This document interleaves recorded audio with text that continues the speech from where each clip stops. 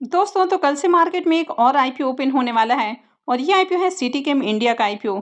अब इसके आप प्रीमियम को देखें तो प्रीमियम 43% के अराउंड ट्रेड कर रहे हैं, यानी कि प्रीमियम काफ़ी हाई प्राइस के ऊपर देखने को मिल रहा है। तो चले जानते हैं कि इस आईपीओ में अप्लाई करना है या फिर नहीं करना है। तो इससे पहले कि मैं वीडियो को शुरू करूँ, अगर आप इस चैनल पर पहली बार विजिट कर रहे हैं या फिर आपने चैनल अब तक सब्सक्राइब नहीं किया है तो चैनल को सब्सक्राइब कर लें और वीडियो को भी लाइक कर दें। तो सबसे पहले कंपनी के अगर बिजनेस के बारे में बात करें तो कंपनी देखें तो 1992 में इनकॉर्पोरेट हुई है, तो बहुत ही पुरानी कंपनी देखने को मिल रही है। और ये जो कंपनी है ये आपको केमिकल के बिजनेस में देखने को मिल जाती है। तो ये कंपनी ऑर्गेनिक और जो इनऑर्गेनिक केमिकल्स है तो उनकी बाइंग और सप्लाई के बिजनेस में देखने को मिल जाती है। अब ये कंपनी काफ़ी सारे इंडस्ट्रीज को डायरेक्ट जो केमिकल्स होते हैं वो सप्लाई करने का काम करती है। तो company speciality chemical, bulk drug और इंटरमीडिएट जो प्रोडक्ट होते हैं तो इनकी सप्लाई करती है। तो कंपनी के जो केमिकल हैं वो कई तरह के इंडस्ट्रीज के अंदर यूज किए जाते हैं, जैसे कि एल्यूमिनियम इंडस्ट्री है, स्टील है, टेक्सटाइल है, paper, dairy, paint, dye, intermediate, soap making industries, pharmaceuticals हैं, फूड और एडेसिव्स हैं। तो यहाँ पर कई तरह के केमिकल्स यूज किए जाते हैं, तो कंपनी इनको अपने केमिकल सप्लाई करती है। अब कंपनी के अगर बिजनेस को देखें तो कंपनी यहाँ पर बाइंग और सेलिंग का बिजनेस करती है, यानी कि बाई और सप्लाई करने का बिजनेस करती है। कंपनी खुद कोई भी केमिकल्स नहीं बनाती है। तो ये एक पार्टी से केमिकल बाई करती है और दूसरी पार्टी को सप्लाई करती है, यानी कि बीच में एक तरह से देखा जाए तो कंपनी इंटरमीडिएट का काम कर रही है। तो कंपनी यहाँ पर कई तरह के प्रोडक्ट के बाइंग और सेलिंग के बिजनेस में देखने को मिल जाती है, जिसमें आपको caustic soda, flake, caustic soda ले, citric acid monohydrate, hydrogen peroxide और भी काफ़ी तरह के केमिकल्स यहाँ पर देखने को मिल जाते हैं। तो अगर ओवरऑल बिजनेस को देखा जाए तो कुछ यूनिक बिजनेस नहीं है, कंपनी खुद कोई भी प्रोडक्ट नहीं बनाती है, बस एक इंटरमीडिएट की तरह काम करते हुए देखने को मिल जाती है। यानी कि अपने पूरे बिजनेस के लिए ये दूसरे कंपनियों के ऊपर डिपेंडेंट आपको देखने को मिल जाती है। अब कंपनी के अगर आप इम्प्लॉइज़ को भी देखें तो यहाँ पर कंपनी के मात्र आपको 9 इम्प्लॉइज़ देखने को मिल रहे हैं। तो इसी से आप अंदाज़ा लगा सकते हैं कि किस तरह की कंपनी है, और कंपनी 1992 से काम कर रही है और इसके सिर्फ 9 इम्प्लॉइज़ देखने को मिल रहे हैं। तो कंपनी किस तरह का बिजनेस कर रही है। तो चलिए एक बार इसके फाइनेंशियल को भी देख लेते हैं। अब इस कंपनी के अगर फाइनेंशियल को देखें तो यहाँ पर फाइनेंशियल 22, 23, 24 3 सालों के कंप्लीट फाइनेंशियल हैं और फाइनेंशियल 25 के फर्स्ट क्वार्टर यानी कि 3 मंथ का फाइनेंशियल है। तो सबसे पहले अगर कंपनी के एसेट को देखें तो कंपनी का जो एसेट है ये लगातार आपको डाउन देखने को मिल रहा है, यानी कि एसेट लगातार रिड्यूस हो रहा है। अगर इसके रेवेन्यू को भी देखें तो कंपनी का रेवेन्यू भी बहुत तेज़ी से रिड्यूस हुआ है। फाइनेंशियल 22 के अंदर कंपनी का रेवेन्यू जहां 85 करोड़ है, फाइनेंशियल 23 में घट के 20 से 21 करोड़ के अराउंड हो चुका है। और फाइनेंशियल 24 में देखें तो 19 करोड़ देखने को मिल रहा है। और फाइनेंशियल 25 के फर्स्ट क्वार्टर में देखें तो ये मात्र 1 से 1.5 करोड़ के अराउंड है। तो यहाँ पर देखें तो कंपनी का रेवेन्यू काफ़ी तेज़ी से रिड्यूस हो रहा है। कंपनी के अगर प्रॉफिट को देखें, फाइनेंशियल 22 में देखें तो कंपनी जहाँ 23 से 24 लाख का प्रॉफिट बना रही है, फाइनेंशियल 23 में ये 36 लाख हो जाता है। अब यहाँ पर अगर आप देखें तो फाइनेंशियल 22 में कंपनी जहाँ 85 करोड़ का रेवेन्यू जनरेट कर रही है, वहाँ इसका प्रॉफिट 23 से 24 लाख है। लेकिन फाइनेंशियल 23 के अंदर कंपनी का जो रेवेन्यू है वो काफ़ी डाउन देखने को मिल रहा है, यानी कि 20 से 21 करोड़ के अराउंड है। लेकिन प्रॉफिट के अंदर आपको जंप देखने को मिल रही है, यानी कि कंपनी का रेवेन्यू तो काफ़ी ज़्यादा डाउन है लेकिन इसका प्रॉफिट इंक्रीज हुआ है। और फाइनेंशियल 24 में देखें तो कंपनी का जो प्रॉफिट है वो बढ़ के 1 करोड़ से भी ज़्यादा हो गया है। अब यहाँ पर काफ़ी कंसर्निंग पिक्चर आपको देखने को मिल रहा है, क्योंकि फिर से देखें तो फिर से रेवेन्यू डाउन है, यानी कि 23 के मुकाबले फिर से 24 में रेवेन्यू डाउन है, जबकि प्रॉफिट के अंदर बम्पर उछाल आपको देखने को मिल रहा है। वहीं पर अगर फाइनेंशियल 25 के फर्स्ट क्वार्टर में देखें तो रेवेन्यू के अंदर बहुत बड़ी गिरावट है। यहाँ पर मात्र 1.5 करोड़ के अराउंड कंपनी का रेवेन्यू देखने को मिल रहा है, जबकि कंपनी के प्रॉफिट को देखें तो 20 लाख के अराउंड कंपनी का प्रॉफिट है। अब यहाँ पर भी देखें तो जब कंपनी का प्रॉफिट 85 करोड़ था उस समय कंपनी का जो प्रॉफिट है वो 23 से 24 लाख है।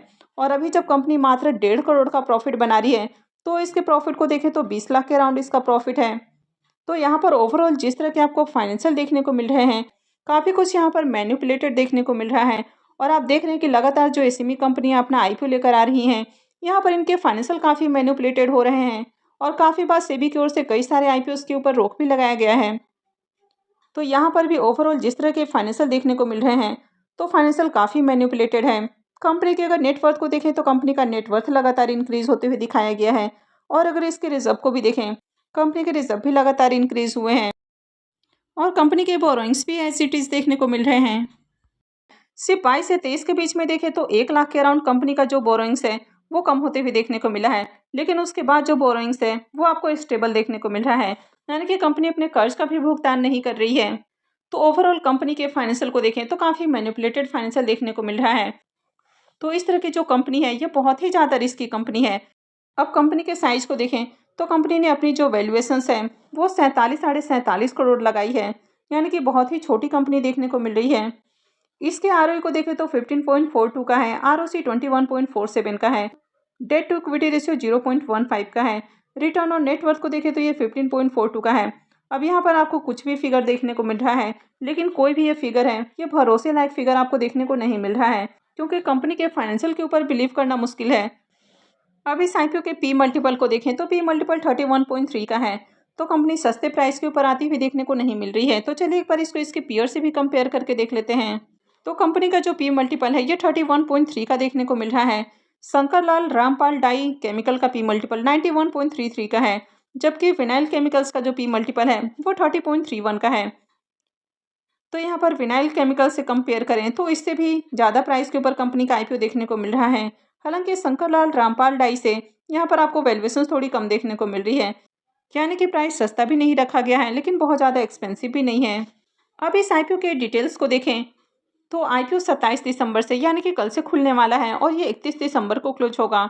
आईपीओ में फेस वैल्यू 10 रुपये पर शेयर है, बुकिंग प्राइस 70 रुपीज़ है और 2000 शेयर्स का लॉट रखा गया है। आईपीओ के साइज को देखें तो आईपीओ 12.60 करोड़ का है, यानी कि बहुत ही छोटा आईपीओ है और पूरी तरह से फ्रेश इशू का आईपीओ है और ये एसएमई आईपीओ है। कंपनी बीएससी एसएमई के ऊपर लिस्ट होगी। आईपीओ के लॉट साइज की बात करें तो आईपीओ में 2000 शेयर्स का एक लॉट होने वाला है और एक लॉट के ऊपर इन्वेस्टमेंट अमाउंट 1,40,000 रुपये रहने वाला है। अब इस कंपनी में प्रमोटर्स की होल्डिंग को देखें तो प्रमोटर्स की होल्डिंग 83.25% है और आईपीओ लिस्टिंग के साथ ही प्रमोटर्स की होल्डिंग 61.21% हो जाएगी। आईपीओ के शेड्यूल को देखें तो आईपीओ 27 दिसंबर से यानी कि कल से खुलने वाला है और ये 31 दिसंबर को क्लोज होगा। अलॉटमेंट डेट 1 जनवरी है, रिफंड डेट 2 जनवरी है, क्रेडिट डेट भी 2 जनवरी है और आईपीओ की लिस्टिंग 3 जनवरी को होने वाली है। अब इसके प्रीमियम को देखें तो इसका प्रीमियम 30 रुपीज़ के ऊपर ट्रेड कर रहा है और आईपीओ में 2000 शेयर्स का लॉट है, तो आईपीओ से 60,000 रुपये के करीब प्रॉफिट हो सकता है। इसके प्रीमियम को देखें तो प्रीमियम 43% के राउंड ट्रेड कर रहा है, यानी कि अट्रैक्टिव प्राइस के ऊपर प्रीमियम देखने को मिल रहा है। तो कंपनी के अगर बिजनेस को देखें तो कंपनी का ना तो बिजनेस अच्छा है, ना ही कंपनी के फाइनेंशियल अट्रैक्टिव हैं। कंपनी का फाइनेंशियल काफ़ी ज़्यादा मैनिपुलेटेड है, लेकिन ग्रे मार्केट में डिमांड को देखें तो बढ़िया डिमांड देखने को मिल रही है और इस तरह के आईपीओस के अंदर ग्रे मार्केट में आसानी से डिमांड भी क्रिएट करवाई जा सकती है। अब हो सकता है कि ग्रे मार्केट प्रीमियम भी मैनिपुलेटेड हो, तो इसको तो आप आइडेंटिफाई नहीं कर सकते हैं, लेकिन ग्रे मार्केट में डिमांड है, आईपीओ का साइज छोटा है, तो हो सकता है कि आईपीओ में आपको बढ़िया सब्सक्रिप्शन देखने को मिल जाए। यानी कि ज़्यादातर जो रिटेलर्स हैं वो ग्रे मार्केट प्रीमियम देखकर ही आईपीओ में अप्लाई कर देते हैं। कंपनी के बारे में लोग ज़्यादा रिसर्च ही नहीं करते हैं कि कंपनी कैसी है नहीं है। अब हो सकता है कि ग्रे मार्केट में डिमांड है तो आईपीओ की लिस्टिंग भी बढ़िया प्राइस के ऊपर हो जाए और कई सारे आईपीओस पहले भी देखने को मिल चुके हैं जो कि आईपीओस काफ़ी ख़राब थे, लेकिन आईपीओ बम्पर सब्सक्राइब होते हुए देखने को मिले हैं। तो यहाँ पर भी अगर ग्रे मार्केट में इसी तरह डिमांड बनी रहती है तो आईपीओ में आपको बढ़िया सब्सक्रिप्शन देखने को मिल सकता है, लेकिन काफ़ी रिस्की आईपीओ है, तो इस तरह के आईपीओस में अप्लाई नहीं करना चाहिए। लिस्टिंग के साथ ही यहाँ पर लोअर सर्किट लग सकता है और काफ़ी सारे आईपीओस में ऐसा भी देखने को मिलता है कि प्रीमियम तो काफ़ी हाई प्राइस के ऊपर देखने को मिलता है, लेकिन क्लोजिंग के साथ ही प्रीमियम डाउन होने लगता है और आईपीओ की लिस्टिंग भी आपको बढ़िया प्राइस के ऊपर देखने को नहीं मिलती है। कई बार आईपीओस डिस्काउंट में भी चले जाते हैं, तो इस तरह के आईपीओस में अप्लाई नहीं करना चाहिए। इस आईपीओ को अवॉइड करना ज़्यादा अच्छा है। तो आई होप कि आपको वीडियो अच्छी लगी होगी। तो अगर आपने इस वीडियो को अब तक लाइक नहीं किया है तो वीडियो को लाइक कर दें, चैनल को भी सब्सक्राइब करके रखें और वीडियो को अंत तक देखने के लिए आप सबको बहुत बहुत धन्यवाद।